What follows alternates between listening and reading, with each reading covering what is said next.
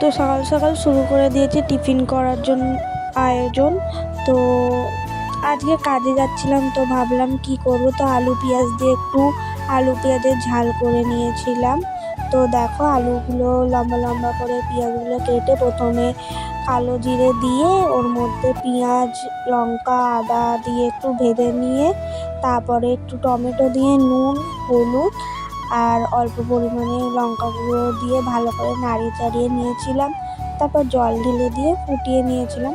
তো 10 মিনিটের রান্না, বেশিক্ষণ লাগে না। তোমরা চাইলে বাড়িতে ট্রাই করতে পারো, রুটি ভাত দুটো দিয়েই খুব ভালো লাগবে।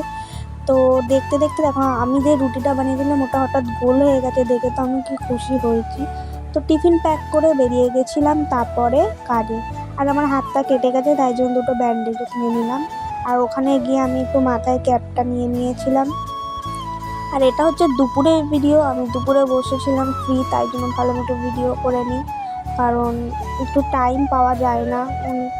দিয়ে তারপরে বাড়ি আসার সময় পেয়েছে এই লুজ কুরকুরেগুলো, যেগুলো তো আমার খেতে খুব ভালো লাগে। ছোটোবেলায় যখন স্কুলে পড়তাম ঠিক এই দোকানটার সামনেই ছিল আমাদের স্কুল, আর এখান থেকেই আমরা কিনে নিয়ে যেতাম লুজ কুরকুরে। তখন 2 টাকার অনেকটা দিত, এখন তো 10 টাকারই অল্প দেয়।